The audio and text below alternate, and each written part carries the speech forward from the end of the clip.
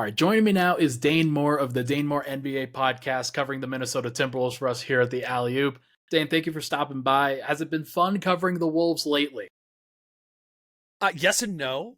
I mean, broadly, it is. This is my 7th year on the beat, and so they've, lost to Denver in the first round last year, and Memphis the year before as 7 and 8 seeds, which is very different than this. But then I go back to when I started, and a lot of losing streaks. Even pre Anthony Edwards, and all of that sort of stuff, and so I get from a lot of friends and stuff like, oh, what's this year like, Dane? Like, because everyone here locally this is completely unprecedented territory. Like, whoa, the Timberwolves are good. Yeah. And I'm like, it's easier, man. It's just easier. Yeah.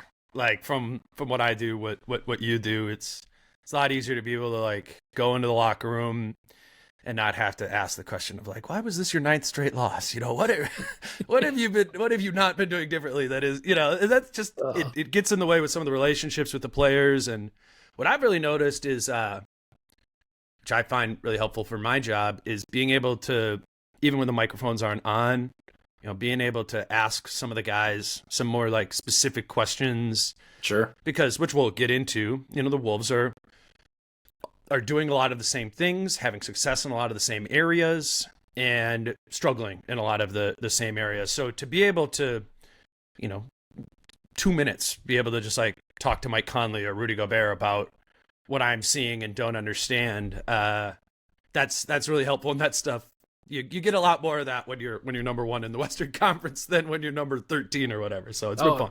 Absolutely. The content it flows like water a little bit more. It's more easy for people to talk. It's more easy for people to listen. And the relationships get a little bit better in this situation. So nice to be able to foster that early, and then you get to be the person that's been around, like even during the losing streaks, and you get to sort of reap that benefit, because now Minnesota's 33-14. We're recording this on Wednesday before the game tonight against Dallas. Luka and Kyrie are out, so we'll see what happens with that one. But I was looking at the numbers similar to last time we talked. They're 5th in point differential, 16th in offense, 1st in defense. They were 4th, 16th, and 1st respectively last time.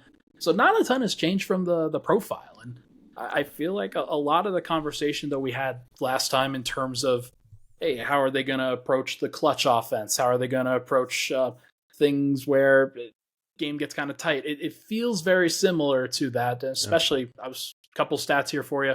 Quarter by quarter offense, I'm sure that you guys have looked in depth on this one before. 10th in the first quarter, 18th in the second quarter, 17th in the third quarter, 27th in the fourth quarter. So what's going on? Is it like a rotation pattern? Is the sphincter just tightening? What's going on? The biggest thing is the Wolves have spacing issues. Okay. They don't have a group that has as much shooting as previous seasons. True. And teams are picking up on that and loading up on Ant and Cat, who are heavy downhill to the basket guys. Yeah. And the most egregious one is Kyle Anderson, who was such an important part of this team a season ago. He's really the only guy from day one who immediately had a chemistry with Rudy Gobert offensively, finding him. I mean, Cat did too, but the only new guy, I guess, who had that. Right. And Kyle Anderson has stopped shooting threes, and teams have picked up on that, which gets in the way of a lot of the stuff that he was doing offensively, and then a lot of the other bench pieces too. Jordan McLaughlin's not necessarily a shooter you need to, or that teams are getting out on and respecting. Shake Milton. Right. Basically, whenever the Wolves have just often are trotting out 2 or 3 non-shooter lineups, and in fourth quarters, teams are loading up even more on trying to take away the 2 main areas in which the Wolves are looking to generate offense, which is through Karl and through Ant. And the turnovers have skyrocketed because, now if you're Ant going downhill, you're going through maybe 3 guys to get all the way, man. And he could cook the guy on ball every single time. Like, that's not an issue.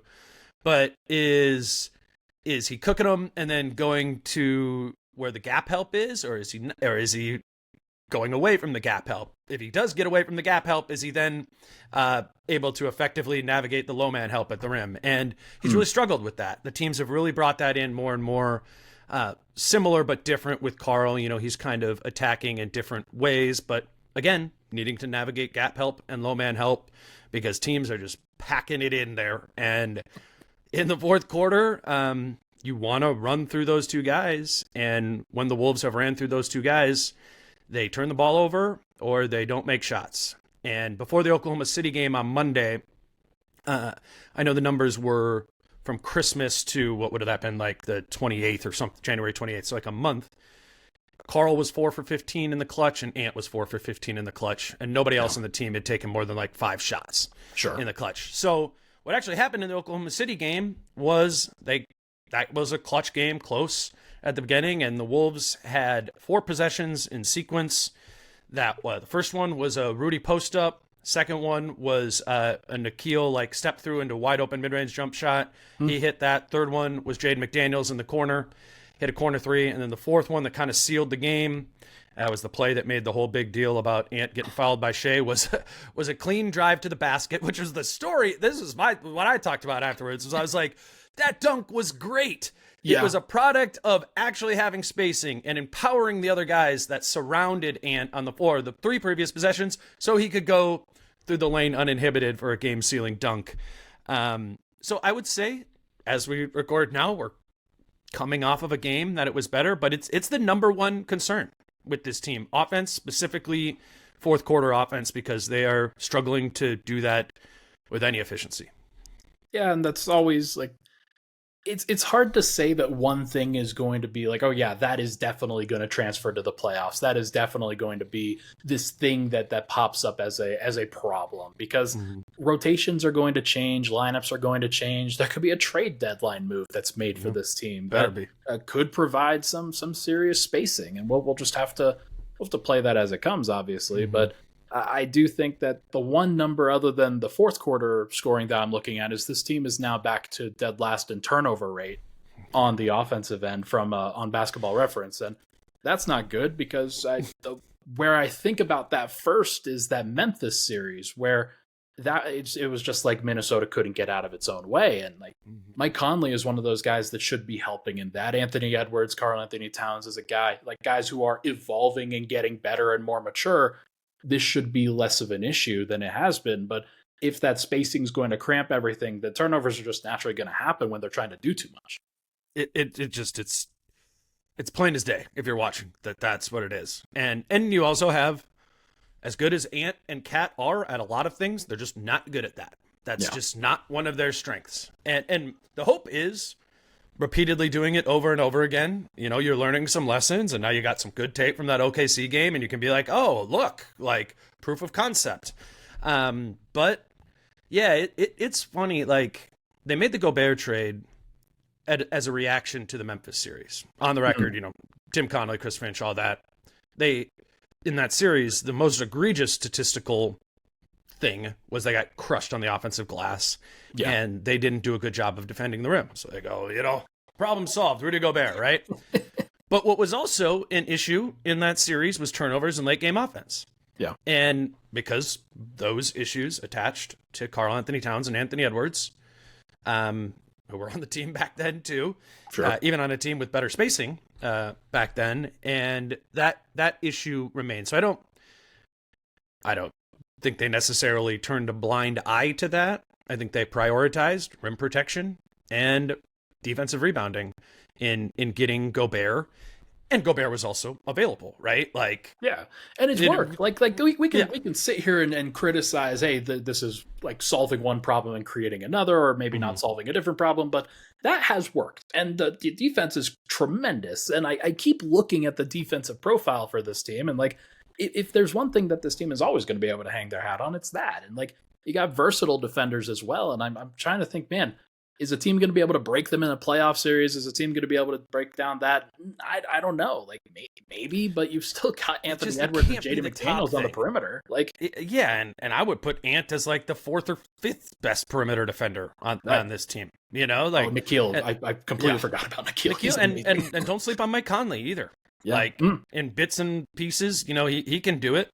So it's, when I think about the playoffs, like, we're not having the, like, is Gobert going to get exposed in the playoffs, defensively sort of conversation, because different conversation. The more you watch Rudy Gobert and understand what it was and what it wasn't in Utah, you realize it was a product of how they were using Gobert. And Gobert wasn't getting cooked in isolation. Like, that's not what it was. He still doesn't. He's great. He's not only one of the best bigs he's the best big at defending in space, I think. I mean, him and Bam, I guess, don't want to take away from that. He's certainly up there, but he's up there amongst anyone. Like in the clutch, when he's like, okay, I'm going to get up, like, I'm going to call this switch, I'm going to do it. I don't have concerns about that going into a playoff series, that a team's going to be able to put Gobert in action and all of a sudden the Wolves are going to have no defensive answers for it. Like, that's not it. It's the offensive side of the ball. It's everything we just talked about. Like, if you want to talk about the Wolves being a paper tiger, like, your first three arguments need to be about offense.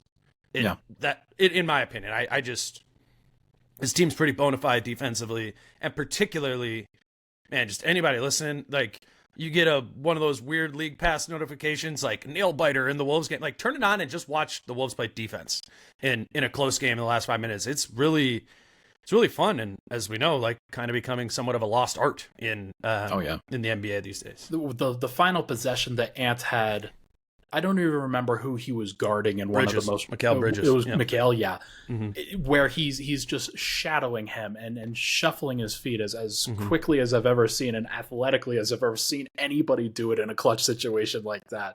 Those are the fun moments. Those are the fun moments for the nerds, for sure. Where we're like, yes, this is the lost art that comes from basketball. This is absolutely a tremendous thing. And he deserves a lot of credit for stepping up in those situations, as does the rest of the team. So that's the refs. As do the refs. They let it, like, Ant will turn that on sometimes, if somebody gets hot, he'll just be like, all right, he'll switch with McDaniels or Nikhil or something like that. And he'll be like, okay, I'm going to take him for these next 4 possessions. And he'll often get called for, like, fouls in that, because he moves his feet, but he leaves no space. He reaches a little bit, and it gets called earlier in the games, but late in the game, they let a lot more of that go. And then Ant becomes, if he is the 4th or 5th overall perimeter defender on this team, he might be the very best option to put in that situation. And that's perfect for Ant, because, I mean, I don't think Ant is an elite defensive player, because I look at it in the aggregate. There's tons of times where he has the classic lapses of focus and all that sort of stuff. But winning time, that you put him in that position, that's pretty buddy. So that's why it's just the way they've built around him defensively is as great as it's been problematic the way they've built around him offensively. It's a fair trade-off, and maybe it's the right trade-off for now. We'll see what happens in a playoff environment. But let me ask you this. So we just got the news, I think, whether it was earlier today or yesterday, that Anthony Edwards was fined $40,000 for comments made about officiating. It was, I think, exacerbated by that play that you were talking about, obviously, where there is a legitimate picture of Shai Gilgeous-Alexander grabbing onto his arm while he's dunking, and the last 2-minute report only exacerbated that fact and that reality, which is very annoying from the which, to be clear, the league said it wasn't a foul on the last 2-minute report, which just, gasoline on the fire the Wolves fans were already thinking. It's a complete and utter sham, is what the last 2-minute report is. But let me be honest, like, this to me is a very distinct reminder of the process that comes with earning national respect and earning national renown. And it's unfortunate that a team has to go through that, and you can't just, like, call things as they are.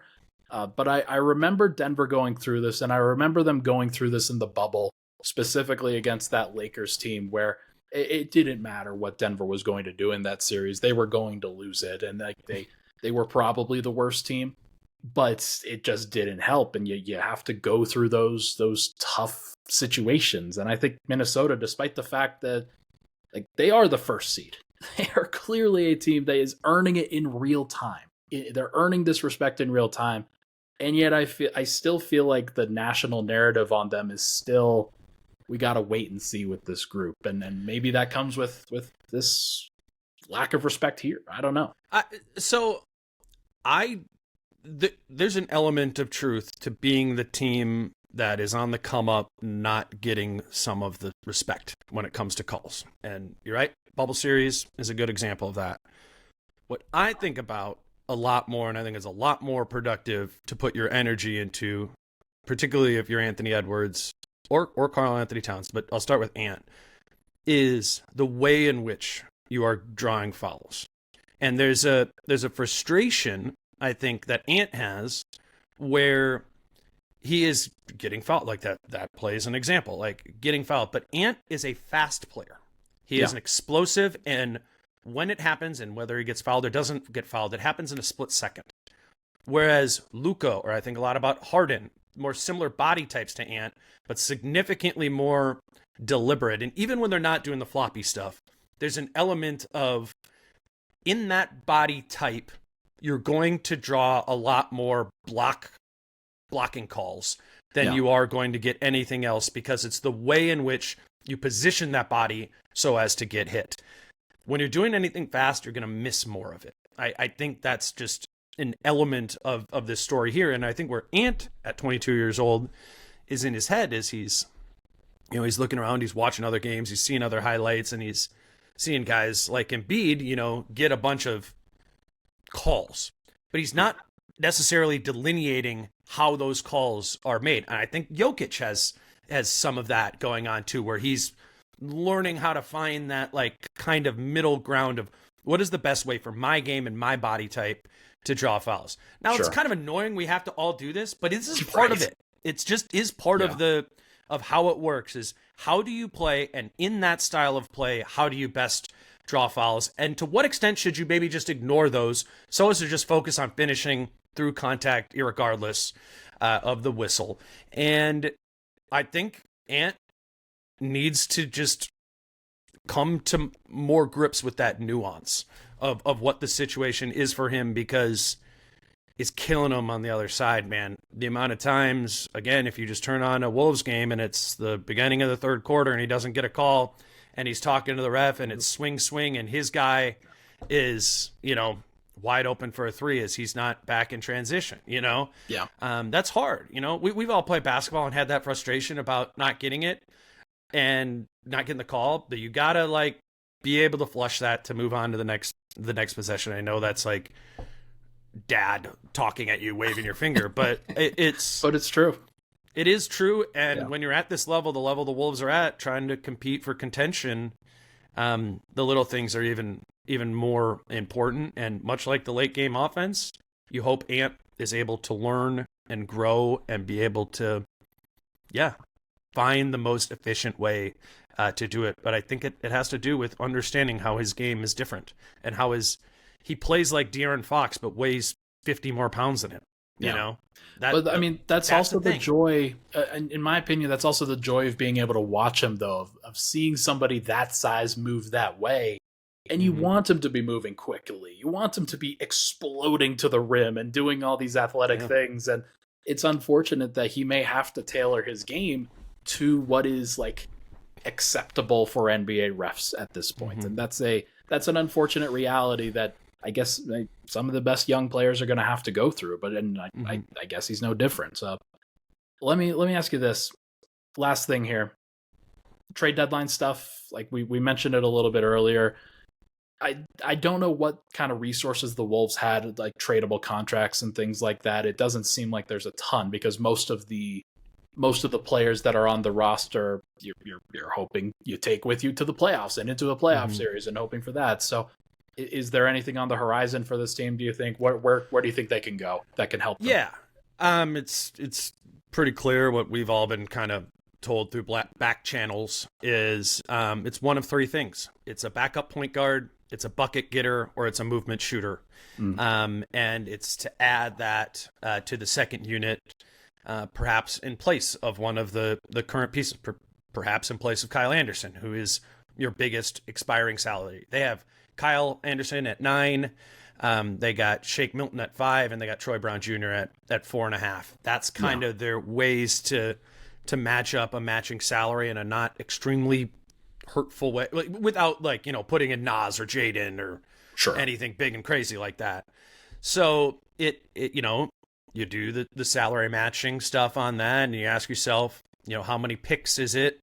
The Wolves have no first that they can trade. They have a couple swaps they could put in there, first round swaps. It's not nothing, but it's kind of nothing. And then they only have 4 second round picks. They do have the Grizzlies second round pick this year, which will be like 35 or something like that. Yeah, so that holds some value. But it becomes the question of, you can probably only get one of those 3 things: the backup point guard, the bucket getter, or the movement shooter. Which one are you going to choose to attach a couple second round picks to, your expiring contracts to? And personally, a lot of people point to backup point guard, and that's because this team has been a disaster when Mike Conley's off the floor. And a lot of them point to your buddy Monte Morris, and do the Tim Conley tie and all that stuff. And I'm not saying that would be bad. I just wonder, again, what you were talking about earlier with the playoffs and rotations and stuff, like Mike Conley's going to play 35, 36 minutes a game in the playoffs, or he did last year. He's largely been healthy this season. I think that backup point guard thing answers your regular season questions. Yeah. Whereas a movement shooter, which is my preferred means here, that's more expensive. The Luke Kennards, the Alec Burkses, those type of guys.